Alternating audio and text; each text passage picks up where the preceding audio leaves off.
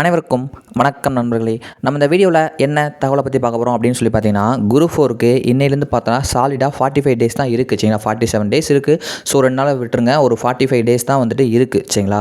இந்த 45 நாட்கள் வந்து நம்ம எப்படி படிக்கணும், எப்படி ரிவிஷன் பண்ணணும், எப்படி டெஸ்ட்டு போடணும், நம்மளுடைய மனநிலைமை எப்படி இருக்கணும், இந்த 3 விஷயத்தையுமே சொல்கிறேன். விஷயத்துடைய முழுமையாக இருப்பாங்க, ரொம்ப யூஸ்ஃபுல்லாக இருக்கும். கரெக்டான கடைசி அந்த ஒரு 45 டேஸ் இருக்குது அப்படின்றப்ப நீங்கள் வந்து நான் சொல்லக்கூடியதை பண்ணீங்க அப்படின்னா நல்ல மார்க்கில் பாஸ் பண்ணலாம் சரிங்களா. ஸோ வந்துட்டு நம்மளால் முடியாதுன்னு நினைக்கிறவங்களும் பாஸ் பண்ணலாம். கொஞ்சம் முழுமையாக பாருங்கள். எல்லோரும் ஒரு லைக் பண்ணிவிட்டு பார்க்க ஸ்டார்ட் பண்ணுங்கள். அதாவது நண்பர்களே, என்ன சொல்கிறீங்க அப்படின்னா நிறையா பேர் என்ன நடக்கும்னா, இன்னும் 45 டேஸ் தான் இருக்குது, நம்மளால் முடியாது, நம்ம குரூப் 2ஏக்கு படிக்க ஆரம்பிச்சிருவோம்னு நிறைய பேர் வந்து குரூப் 2ஏக்கு ப்ரிப்பேர் பண்ண ஆரம்பிச்சிட்டாங்க. குரூப் 2ஏக்கு படிக்க ஆரம்பிச்சிருவோம், இல்லாட்டி வந்துட்டு நம்ம என்ன பண்ணுவோம் அப்படின்னா இந்த அடுத்து வேலைக்கு போய்க்கிறோம், இந்த 45 நாளைக்கு முடியாது அப்படின்னு எல்லாருமே மைண்ட் செட்டு இருக்கும். அதாவது படித்ததெல்லாம் மறந்து போச்சு, இனி அவ்வளோதான் அப்படின்ற மாதிரி நினைக்கிறீங்க. மேக்ஸ் தெரில, தமிழ் ப்ரீவியஸ் கொஸ்டின் பார்க்கல, ஜிஎஸ் பார்க்கல, டெஸ்ட் போடலை, அப்படி இப்படி நிறைய பேர் நிறைய விஷயங்கள் வந்து நினைக்கலாம். பட் ஆனால் உண்மையான விஷயம் இனிமேல் இதுக்கப்புறம் நம்ம எப்படி, அதாவது இன்னொரு விஷயம் என்னென்னா, இந்த 45 நாட்கள் தான் இருக்குது, இனி எப்படி நம்ம ரிவிஷன் பண்ணுறது, இதுக்குள்ளே இவ்வளோ படம் ரிவிஷன் பண்ண முடியுமா, அப்புறம் டெஸ்ட் போட முடியுமா, நமக்கு டைம் இல்லையே, அவ்வளோதான் முடிஞ்சு நமக்கு அப்படின்னு நிறைய பேர் வந்து நினச்சிட்டு இருக்கீங்க. ஸோ அது வந்து தவறான விஷயம். ஏன் அப்படின்னா, அதாவது நீங்கள் மட்டும் கிடையாது, தமிழ்நாட்டில் வந்து டிஎம்பிசி படிக்கிற எல்லாருக்குமே அந்த மனநிலைமை என்பது இருக்கும். அதாவது நான் வந்து ஃபஸ்ட் டே கவுன்சிலிங் வந்து போனேன், 49th ரேங்க் எடுத்தேன், எனக்குமே அந்த மனநிலைமை இருந்துச்சு. அவ்வளோதான், நம்ம போச்சு, இனிமேல் நம்ம பாஸ் ஆக முடியாது, நம்ம அடுத்து வேறு வேலைக்கு தான் போகணும், சரி இருக்க வரைக்கும் படித்து நம்மளால் முடிஞ்ச அளவுக்கு எழுதிட்டு வருவோம் அப்படின்னு நினச்சிட்டு நான் படிக்கிறதே ஒரு எக்ஸாம் பக்கத்தில் வரப்போ நிப்பாட்ட கூட செஞ்சுட்டேன் சரிங்களா. ஸோ நான் மட்டும் இல்லை, நான் வந்து ஃபஸ்ட் டே கவுன்சிலிங் போனப்போ கிட்டத்தட்ட ஒரு 200 பேருமே என்ன சொன்னாங்கன்னா, நம்ம கிடைக்காதுன்னு நினச்சேன், தமிழ்நாட்டில் கடைசி நாள் வேலை கிடச்சா கூட போதும்னு நினச்சேன், என்னால் முடியாதுன்னு நினச்சேன், எப்படி இவ்வளோ மார்க் வாங்கினே தெரில அப்படின்னு சொல்கிறாங்க. உங்களுக்கு நான் அதான் சொல்கிறேன் நண்பர்களே. ஸோ நீங்கள் வந்து எல்லோரும் என்ன நினைக்கிறீங்க அப்படின்னா, அவ்வளோதான் முடிஞ்சிச்சு, நம்மளால் முடியாதுன்னு நினைக்கிறீங்க. ஸோ இந்த வீடியோ முழுமையாக பார்த்தீங்கன்னா உங்களுக்கு கண்டிப்பாக நல்ல கான்ஃபிடென்ட் கிடைக்கும். நான் சொல்கிற மாதிரி செய்யுங்க. அதுவும் இல்லாமல் நீங்கள் கண்டிப்பாக கிளியர் பண்ணுவீங்க. எல்லாருக்குமே அப்படி தான் இருக்கும். படிச்செல்லாம் மறந்த மாதிரி இருக்கும், பாஸ் ஆக முடியாதுன்னு இருக்கும், இனி எப்படி ரிவிஷன் பண்ணுறதுன்னு தெரியாமல் இருக்கும், டெஸ்ட்டு போகிறது தெரியாமல் இருக்கும், எல்லாத்தையும் எப்படி அப்சர்வ் பண்ணுறதுன்னு தெரியாமல் இருக்கும். ஸோ எல்லாத்தையும் தாண்டி வந்து நம்ம கண்டிப்பாக பாஸ் பண்ண முடியும் என்றதா உண்மை. இந்த வீடியோ வந்து முழுமையாக பாருங்கள். பார்க்கலாமா? எல்லாரும் ஒரு லைக் பண்ணிட்டு பார்க்க ஸ்டார்ட் பண்ணுங்கள். நியூவாக பார்க்குங்க, சப்ஸ்கிரைப் பண்ணி வச்சுங்க. அதாவது நண்பர்களே, கல்வியில் திமிருக்கோள் நம்மளுடைய வாசகம் 2K அகாடமி சரிங்களா. Last 45 days preparation method. First வந்து கான்ஃபிடென்ட் வேணுங்க, நம்மளால் முடியும். நம்மளால் அதாவது 6 மாதமோ 1 இயரோ 2 இயர்ஸோ 3 இயர்ஸோ 4 இயர்ஸ் கூட ஓகேங்களா, இத்தனை வருஷம் படிச்சுட்டு இருக்கோம், நமக்கு எல்லாமே தெரியும். என்ன லைட்டாக மறந்த மாதிரி இருக்குது, நம்ம என்ன அதை ரிவிஷன் பண்ணால் பண்ணிடலாம். என்ன 45 நாட்கள் இருக்குது சரிங்களா. ஒரு நாளைக்கு 10 மணி நேரம் படித்தாலும் 45 நாளைக்கு 450 மணி நேரம் படிக்கலாம். ஒரு நாளைக்கு 8 மணி நேரம் படித்தா கூட எவ்வளோ நேரம் படிக்கலாம் அப்படின்றத வந்து பாருங்கள் சரிங்களா. ஸோ கிட்டத்தட்ட ஒரு 400 மணி நேரங்கள் வந்து படிச்சிடலாம் சரிங்களா. ஸோ 420 மணி நேரங்கள் என்பது கண்டிப்பாக படிக்க முடியும். 8 மணி நேரம் படித்தா கூட இவ்வளோ நேரங்கள் இருக்குது. நம்மளால் எவ்வளவோ ரிவிஷன் பண்ணலாம், எவ்வளவோ படிக்கலாம் சரிங்களா. நம்மளால் முடியும் அப்படின்ற கான்ஃபிடென்ட்டோடு வந்து ஃபஸ்ட்டு படிக்க ஸ்டார்ட் பண்ணுங்கள் சரிங்களா. முடியும், கண்டிப்பாக முடியும். ரிவிஷன் பண்ணது ரொம்ப ஈஸி.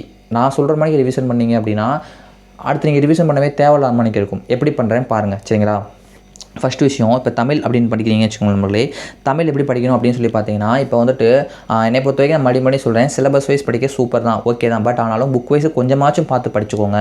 இந்த உரைநடைகள், துணைப்பாடங்கள், சிலபஸில் இருக்கிறத கொஞ்சம் படித்து வச்சுக்கோங்க. சிலபஸில் இல்லாட்டியும் படித்து வச்சுக்கோங்க. 10th சொல்கிறேன். ஏன் அப்படின்னா அந்த சொற்களை ஒழுங்குபடுத்தி சொற்றோட கேட்குறாங்க, கோடிட்ட இடத்துல கேட்பாங்க. நான் ஆல்ரெடி வீடியோஸ் போட்டிருக்கேன், தமிழ் ஹவு டு ஸ்டடிலாம் போய் பார்த்தா தெரியும். இந்த மாதிரி கேட்பாங்க சரிங்களா. அதனால் வந்து அதையும் கொஞ்சம் சேர்த்து படித்து வச்சுக்கோங்க. தமிழை பொறுத்த வரைக்கும் இப்போ ஒரு 45 நாட்கள் இருக்குது அப்படின்னா, நான் 3 நாளைக்கு ஒரு 6th தமிழ் சரிங்களா. 3 நாள் 6th தமிழ். அதே டயத்தில் வந்து ஒரு யூனிட், இப்போ 7 யூனிட் இருக்கா, ஒரு யூனிட் படிக்கிறோம். ஃபஸ்ட் யூனிட் படிக்கிறோம், நீங்கள் இந்த 3 நாள் 6th தமிழ் படிக்கிறோம். அடுத்த 4வது நாள் நம்ம என்ன பண்ணணும் அப்படின்னா, இந்த 3 நாள் படித்த 6th தமிழையும் அந்த ஃபஸ்ட் யூனிட்டையும் மறுபடியும் 4வது நாள் உட்காந்து ஃபுல்லாக ரிவிஷன் பண்ணணும். தமிழ் மட்டும் சொல்கிறேன். அடுத்த 5ஆம் நாளும் 6ஆம் நாளும் 7ஆம் நாளும் 7th தமிழ் 3 நாள் எடுத்துக்கோங்க. அடுத்து என்ன பண்ணணும் அப்படின்னா, அந்த செகண்ட் யூனிட் சிலபஸ் வைஸில் செகண்ட் யூனிட் நான் சொல்லக்கூடியது சரிங்களா. சிலபஸ் வைஸும் படிக்கிறீங்க, புக் வைஸும் படிக்கிறீங்க. ஸோ செகண்ட் யூனிட் எடுத்துக்கோங்க. அப்படி எடுத்தீங்க அப்படின்னா அப்போ 7th தமிழும் படிச்சிருவீங்க, செகண்ட் யூனிட்டும் சிலபஸ் வைஸாக செகண்ட் யூனிட்டும் படிச்சிருவீங்க. படிச்சிட்டிங்க அப்படின்னா மறுபடியும் ஒரு 8வது நாள் நீங்கள் என்ன பண்ணணும் அப்படின்னா, மறுபடியும் 8th போகக்கூடாது. அந்த 6th தமிழ் 3 யூனிட்டையும் ஃபஸ்ட்டு படிச்சு பாருங்கள், அந்த ஃபஸ்ட் யூனிட் சிலபஸ் வைஸு அதையும் 8வது நாள் ரீகால் பண்ணணும். அடுத்து 9வது நாள் என்ன பண்ணணும்னா, அந்த 7th தமிழ் ஆல்ரெடி படிச்சிங்களா 3 டைம், அந்த 7th தமிழையும் செகண்ட் யூனிட் சிலபஸ் வைஸாக படிச்சது அதையும் உட்காந்து ரீகால் பண்ணுங்க. ஒரு 10 நாள் முடிஞ்சிடும்.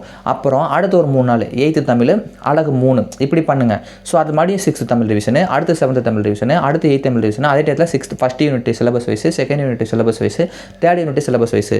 ஸோ இப்படி நீங்கள் படிச்சிங்க அப்படின்னு சொல்லி பார்த்தீங்கன்னா கண்டிப்பாக எக்ஸாம் கிட்ட வரப்போ உங்களுக்கு ரிவிஷன் பண்ண அவசியமே இருக்காது. அவ்வளோ மைண்டில் வந்து சேவ் ஆகும்.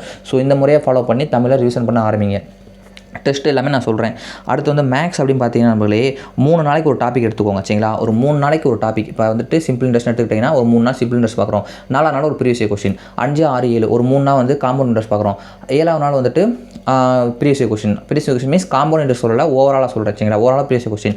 ஸோ 3 நாள் ஒரு சிலபஸ் வைஸ் டாபிக் பார்க்குறீங்க, ஒரு 4ஆவது நாள் இது பார்க்குறீங்க, ப்ரீவியஸ் இயர் கொஸ்டின் பார்க்குறீங்க. ஸோ இந்த மாதிரி பார்த்துட்டு வந்தாலே வந்து தமிழில் நல்ல மார்க் வந்து ஸ்கோர் பண்ணலாம். ஸோ பார்த்துக்கோங்க சரிங்களா. மேக்ஸில் ஜிகே வந்து பார்த்தீங்கன்னா ஜிகே தான் எல்லாருமே ரொம்ப பயமாக இருக்கும். எப்படா ரிவிஷன் பண்ணுறது, ஜிகே ஒரு கடல் அப்படிலாம் பயன்படுத்துவாங்க. குரூப் 4க்குலாம் ஜிகே கடலே கிடையாதுங்க. குரூப் 4 பொறுத்த வரைக்கும் 10th தான் கொஸ்டின் கேட்பாங்க. +1 இதோட ஆட் பண்ணியிருக்காங்க. நான் என்னன்னு சொல்கிறேன் சரிங்களா. ஃபஸ்ட் விஷயம் ஜிகே வந்து பார்த்தீங்கன்னா 6th to 10th பாலிட்டிக்கு நிறைய இம்பார்ட்டன்ஸ் கொடுத்து படிங்க. ஏன்னா 15 கொஸ்டின் கேட்குறாங்கன்னா 12 question 10 to 12 question 6th to 10th பாலிட்டின்னு தான் கேட்பாங்க. மிச்சம் 3 கொஸ்டினில் ஒரு கொஸ்டின் +1லையும் ஒரு கொஸ்டின் +2லையும் மிச்சம் ஒரு கொஸ்டின் அவுட் ஆஃப் புக்லையும் கேட்பாங்க. இதுதான் பாலிட்டியோட மெத்தட் சரிங்களா. ஸோ அவ்வளோதான் கேட்பாங்க ஓகேங்களா. ஸோ அதனால் polity first 6th to 10th ஒரு 4 நாள் ரீட் பண்ணிக்கோங்க. அடுத்து என்ன பண்ணீங்க அப்படின்னா 11th எக்கனாமிக்ஸ் போங்க. ஏன்னா எக்கனாமிக்ஸ் கொஞ்சம் கொஸ்டின் கேட்பாங்க தடவை. ஸோ 11th எக்கனாமிக்ஸ் படிச்சுட்டு அப்புறம் 10th எக்கனாமிக்ஸ் கொஞ்சம் நல்லா படிச்சுக்கோங்க. அப்புறம் 6th to 10th எக்கனாமிக்ஸ் சரிங்களா. அது ஒரு 4 நாள் படிக்கிறீங்கன்னு வச்சுக்கோங்களேன். மறுபடியும் அந்த அடுத்து 3வது என்ன பண்ணணும் அப்படின்னா first 6th to 10th polity once resolve பண்ணிவிட்டு மறுபடியும் 6th to 10th economic recall பண்ணிவிட்டு அதுக்கப்புறம் தான் நீங்கள் அடுத்த ஸ்டெப்புக்கு போகணும். 6th to 10th ஹிஸ்ட்ரி சரிங்களா. 10th ஹிஸ்ட்ரியை பொறுத்த வரைக்கும் இந்த முறை இந்த சிலபஸ்க்கு நீங்கள் 10th படித்தாலே போதுமானது. 10 கொஸ்டின் கேட்குறாங்கன்னா 8 கொஸ்டின் 6th to 10th வந்துடும். 2 கொஸ்டின் தான் எங்கேருந்து வரும் அப்படின்னு சொல்லி பார்த்தீங்கன்னா 11th ஒரு கொஸ்டின் 12th ஒரு கொஸ்டின் வரும். அதுக்காக முட்டிட்டு இருக்காங்க போட்டுட்டு ஆன்லைனரோ புக் பேக்கோ பாக்ஸாக தான் இருக்கும் சரிங்களா. அதனால் ரொம்ப வந்து நீங்கள் 11th படிக்கலையே 12th படிக்கலைன்னு பயப்படாதீங்க. 10th நல்லா படிச்சு வச்சுக்கோங்க போதும். சிலபஸ் வைஸ் படித்தா போதும் சரிங்களா.